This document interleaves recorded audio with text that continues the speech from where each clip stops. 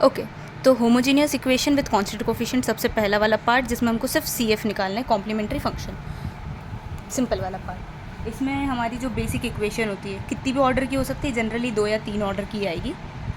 उसका फॉर्मेट होता है A not D N Y upon D X N plus A one D N minus one Y by D X N minus one plus up to dash dash dash dash dash dash dash dash A N minus one D Y by D X plus A N Y is equal to 0।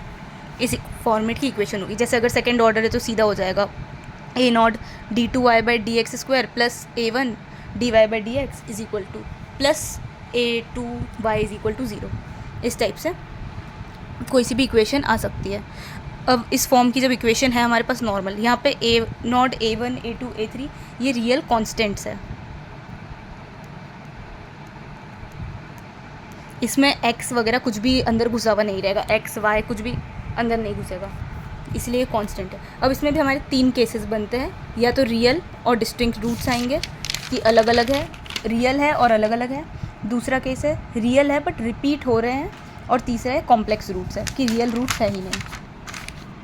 सबसे पहले जब real roots आएंगे, इसको पहले solve कैसे करते हैं। इसको जब भी सॉल्व करना होता है तो D Y by D X वाला पार्ट जो होता है, इसको सॉल्व करने के लिए D Y by D X वाले पार्ट को m ले लेते हैं, और जितना उसका ऑर्डर होता है वो m की पावर हो जाता है।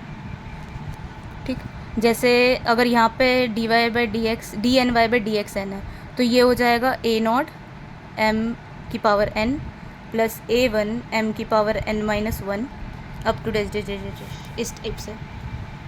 फिर ए एन माइनस वन, इसकी जगह m प्लस ए एन, और y में कुछ भी नहीं है तो उसको कुछ भी नहीं लिखेंगे, और 0 डायरेक्ट हम उसकी, ये ऑक्सिलरी इक्वेशन होती है। ऑक्सिलरी इक्वेशन बनानी है हमको। पहले ऑक्सिलरी इक्वेशन बनाएंगे, इसको नॉर्मल इक्वेशन को सॉल्व करेंगे, उसके फिर रियल डिस्टिंक्ट रूट्स आए, उस इक्वेशन में सोचेंगे हमारे रूट्स कैसे आए हैं, उसके हिसाब से हमारी जो फाइनल इक्वेशन है उसके रूट्स डिसाइड होंगे। अगर हमारी ऑक्सिलरी इक्वेशन के जो रूट्स है वो रियल और डिस्टिंक्ट है, हमारे पास जैसे 2 रूट्स आए हमारी, जैसे हमारे पास 3 ऑर्डर की इक्वेशन थी। एग्जाम्पल, हमारी इक्वेशन है A not M cube plus A one M square plus A two M plus A three is equal to 0। ये अगर हमारी इक्वेशन है, मतलब ऊपर वाली इक्वेशन अलग थी, हमारी ऑक्सिलरी इक्वेशन ये बनी है। हमारे रूट्स आए हैं m1, m2, m3, 3 real number है और 3 डिस्टिंक्ट अलग अलग रूट्स हैं। उस केस में हमारे जो सॉल्यूशन आएंगे, फाइनल इक्वेशन के सॉल्यूशन आएंगे, उसको हम लिखेंगे c1 e raise to power m1x plus c2 e raise to power m2x plus c3 e raise to power m3x। ख़त्म, बस। कोई सा भी क्वेश्चन आए, ऑक्सिलरी इक्वेशन निकालना है, उसके रूट्स निकालना है। अगर रियल डिस्टिंक्ट रूट है, इस फॉर्मेट में वैल्यू रख देना है। c1 c2 c3 की जगह यही रहेंगे, वहाँ पे c1 c2 c3 छोड़ के आना है। नेक्स्ट, अगर रिपीट रूट्स है, अगर जैसे हमने बोला वही वाली 3rd ऑर्डर इक्वेशन है और उसमें हमारे m1 2 बार रिपीट हो रहा है और 1 बार m2 आया है, ये 3 अगर हमारे रूट्स है, इसमें m1 m2 रिपीटेड रूट्स है और m1 रिपीटेड रूट है और m2 अलग रूट है।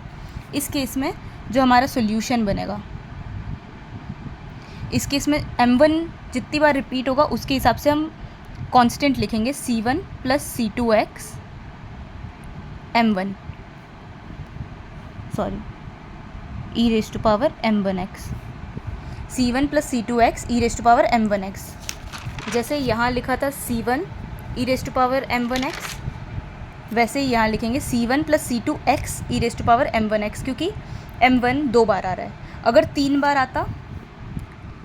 बार आता तो हम लिखते c1 plus c2x plus c3x square, but यहाँ सिर्फ 2 ही बार आ रहा है तो 2 बार लिखेंगे, और प्लस m2 अकेला है तो 2c तक यहाँ हो गए, तो c3 e raise to power m2x। ख़त्म, सिंपल। अब आखिरी है कॉम्प्लेक्स रूट्स। कॉम्प्लेक्स में भी दो टाइप के हो सकते हैं, रिपीट होने वाले, ना रिपीट होने वाले। पहले नॉट रिपीट अगर हम अलग अलग बोलेंगे, अगर जैसे हमने बोला हमारा कॉम्प्लेक्स रूट जब भी आते पेयर में आते प्लस माइनस वाले। जैसे हमने बोला हमारे रूट्स आए हैं कोई क्वाड्रेटिक इक्वेशन के a plus minus I B, दो रूट्स आए हमारे a प्लस आई बी और a माइनस आई बी। तो a plus minus I B अगर हमारे कोई दो कॉम्प्लेक्स रूट्स आए हुए हैं तो इसमें जो हमारा सोल्यूशन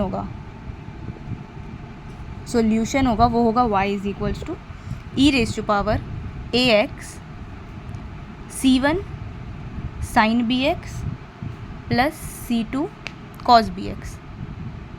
डन। और वैसे ही अगर यही रूट दो बार आए होते हैं, अगर रिपीटेड होते हैं,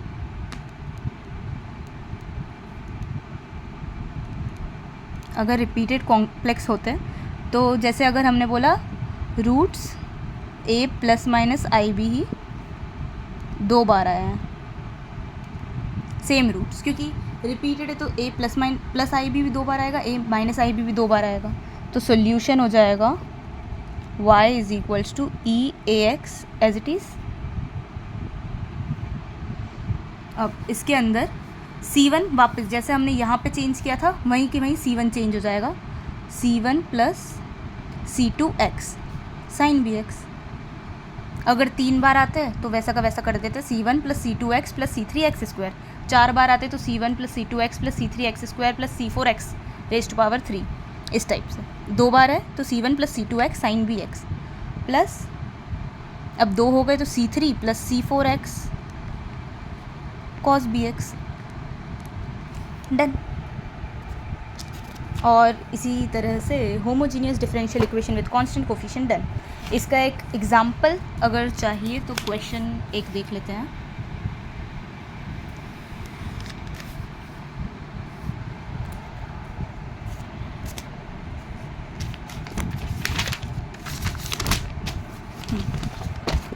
जैसे हमारे पास क्वेश्चन है d2y by D X square minus 3dy by D X plus 2y is equals to 0। Okay, ये हमारे पास क्वेश्चन है। इसकी सबसे पहले हम m के फॉर्म में ऑक्सिलरी इक्वेशन लिखेंगे।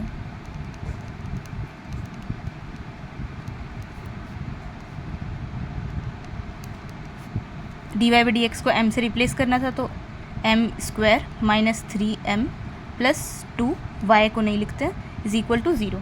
Quadratic equation, normal quadratic equation आई। इसको जब हम सॉल्व करेंगे m square minus 2m minus m plus 2 0 m minus 1 m minus 2 is equal to 0 m equals to 1 m is equals to 2। ये हमारे m1 m2 दो m की वैल्यूज़ आ गई। रियल और डिस्टिंक्ट रूट्स है हमको दिख रहे हैं, तो मतलब हमारा केस 1 लगेगा।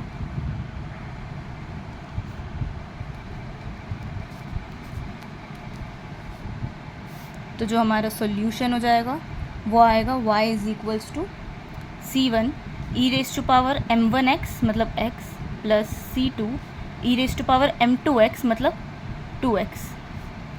डन। ख़त्म क्वेश्चन। इसी टाइप से और क्वेश्चन अगर प्रैक्टिस करना हो तो d3y by D X cube minus 4d2y by D X square plus dy by D X plus 6y is equal to 0 और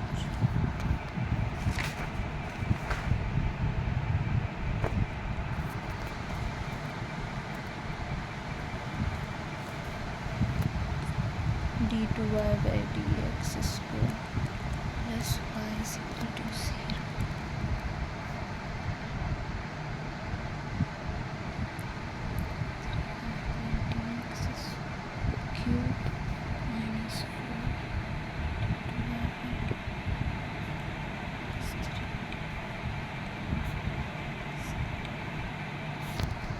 ओके,